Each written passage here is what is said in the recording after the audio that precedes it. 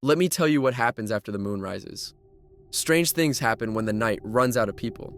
I'm 17 now, and a few months ago I found myself waiting for the last bus to go home. I'd stayed too long at a friend's house and didn't think anything of missing the earlier buses. But the later it got, the more the town felt hollow. Like someone had turned down the volume on everything. The bus tracker on my phone kept glitching. Arrives in 3 minutes. Arrives in 22 minutes. No service. Arrives in 3 minutes. I kept staring down the street, expecting headlights, but all I got was the kind of silence that makes you feel like you're being watched. Then I heard it. A bell. Soft, metallic. Just a single chime echoing down the empty road. I froze, looked around. No bikes, no people. Nowhere a bell could the chime from.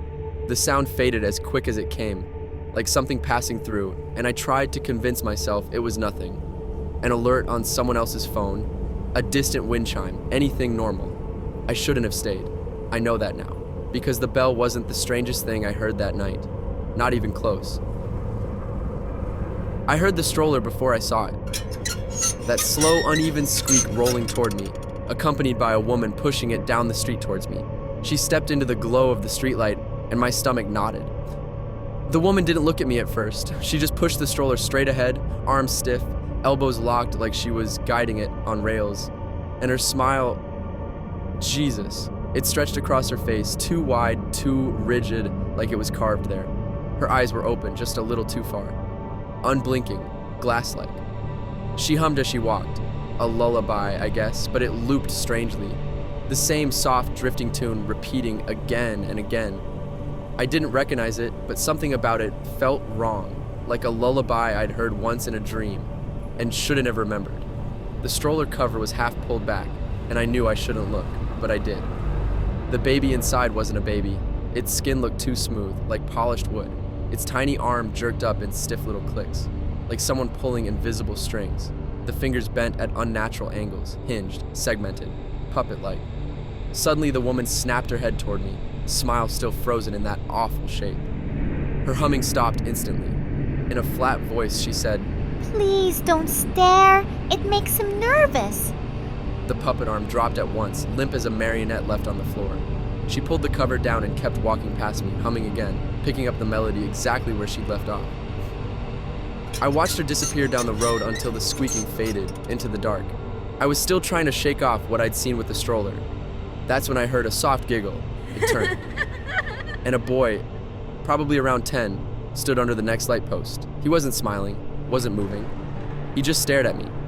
His clothes looked like they were from the early 2000s, a bright yellow sweater with a stitched design on the front, brown corduroy pants, and a little cap tilted to the side. Totally out of place for today. Brand new, too. Like he'd been dressed for a school picture 20 years too late. "Hey, you okay?" I called. He didn't answer, didn't blink. Then he giggled again, even though his mouth never moved. My stomach dropped. He stepped toward me. Then again. The way he moved wasn't right. His legs took the steps, but the rest of him didn't shift at all. No weight, no sway, like he was copying how walking looked without understanding it. He kept coming. 10 feet, 8, 5. The closer he got, the worse he looked. His eyes were wide and glassy, reflecting the streetlight like empty marbles. His face was too smooth, too still. He stopped a few feet away, staring straight into me with those hollow, soulless eyes. He took one more stiff step, a bell rang, right behind me, sharp and close. I flinched, looked up, and the boy was gone. No footsteps, no running, just vanished. The light post flickering over an empty sidewalk. My whole body was shaking. I don't think that kid was human. Minutes later, I was still trying to get the little boy out of my head when a harsh, hot smell drifted down the street. Not regular smoke, sharper than that. Chemical, scorched, the kind of smell that hits the back of your throat and makes your eyes sting. I pulled my sleeve over my nose, coughing. Then I saw her. At first, I assumed she'd come from a play or reenactment. Her clothing looked like something out of a history book. A long, heavy dress brushing the pavement. A bonnet tied tight under her chin. Straight up Puritan clothes. But the closer she came, the more wrong it got. The dress was warped at the edges, curled inward like it had been too close to a fire. Parts of the sleeves were stiff and blackened. Soot clung to the fabric in uneven patches. and with every step she took, the streetlights flickered and glowed in a chain reaction, one by one, like they were alive. Her face was smeared with soot. Strands of her hair were burnt short under the bonnet. Her eyes, red, terrified, shining, looked nothing like someone in costume. She lifted a shaking hand toward me. Her fingers were darkened at the tips, rigid, like they'd been scorched. When she spoke, the words didn't make sense. Her voice came out broken and uneven, shaped by an accent I'd never heard before, old, twisted by pain, but the tone was unmistakable. She was begging for help, desperate, panicked, pleading with someone, maybe anyone, to save her. I didn't understand a single word, but I understood her. I blinked, and she was gone. Just gone. And the smell, that thick burning heat, vanished with her, like someone flipped off a switch. Cold air rushed back in. The street was empty again. I couldn't make any sense of it. They were all right there, right in front of me. Nothing made sense anymore. And then I heard the footsteps. Steady, confident. The first normal sound I'd heard all night. I turned it. A man stepped into the streetlight, dressed in a sharp charcoal suit with a crisp white shirt and neatly parted hair.